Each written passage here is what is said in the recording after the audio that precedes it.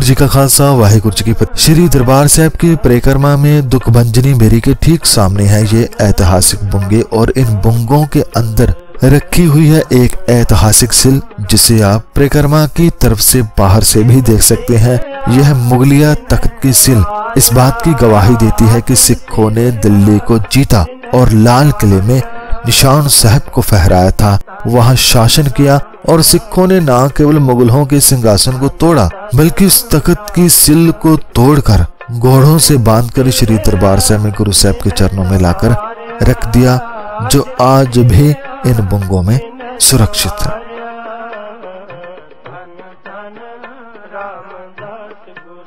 संगत जी, इस ऐतिहासिक सिल का इतिहास बुंगों की दीवार पर भी लिखा हुआ मिलता है, जिसमें दर्ज है कि 1783 ईस्वी में जब सरदार जस्सा सिंह रामगढ़िया ने अपने साथी सरदार जस्सा सिंह आहलूवालिया, सरदार बघेल सिंह और अन्य सिखों के साथ दिल्ली के लाल किले पर विजय प्राप्त की, तो सरदार जस्सा सिंह रामगढ़िया ने तख्त तौस की वह सिल जिस पर मुगल बादशाह की ताजपोशी होती थी, जिस सिल पर बैठकर औरंगजेब ने हिंदुओं को जबरन मुसलमान बनाने का आदेश जारी किया और जिस पर बैठकर श्री गुरु तेग बहादुर जी और उनके अन्य सिख भाई मतीदास जी, भाई सतीदास जी और भाई दयाला जी को कड़ी यातना देकर शहीद करने का फतवा जारी किया, वह सिल जिसका आकार 6 फुट 3 इंच लंबा, 4 फुट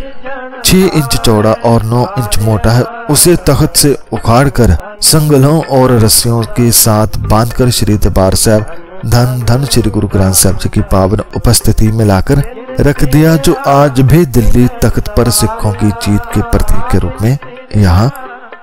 मौजूद है और इसे देखने के लिए रास्ता लंगर स्थान की ओर से है।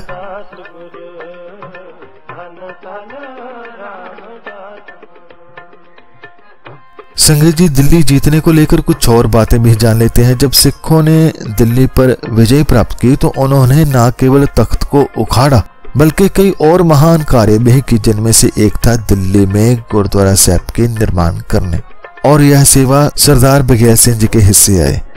कहा जाता है कि दिल्ली पर विजय प्राप्त करने के बाद बेगम समरो ने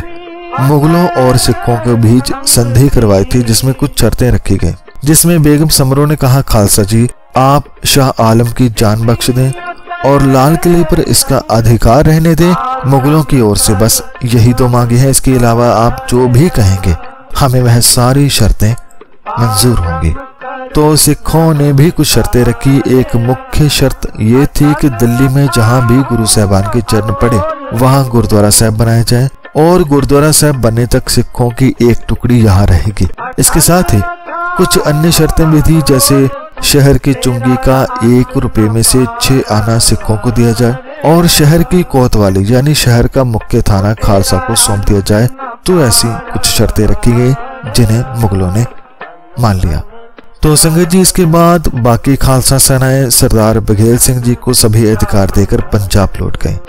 और दूसरी तरफ दिल्ली में सरदार बघेल सिंह जी ने बहुत तेजी से सबसे पहले गुरुद्वारा साहब की खोज की, पता लगाया कि कहां कहां गुरु साहब आए थे। कहते हैं कि 7 गुरुद्वारा साहब के निशान ढूंढेंगे और जल्द ही उनका निर्माण शुरू कर दिया। इन गुरुद्वारा साहब में से गुरुद्वारा माता सुंदरी जी, गुरुद्वारा बंगला साहब, गुरुद्वारा रकाबगंज, गुरुद्वारा शीशगंज साहब और गुरुद्वारा मजनू का टिल्ला आदि थे, जिन्हें ढूंढा गया और उनका निर्माण 1 वर्ष के भीतर ही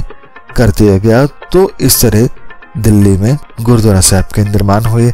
ऐसे सिखों ने दिल्ली को फतेह किया।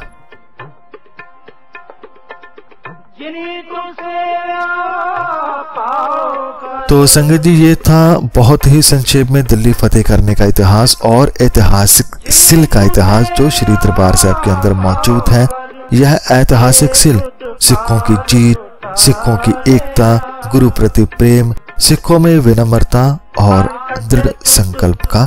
प्रतीक है, जिसे रहती दुनिया तक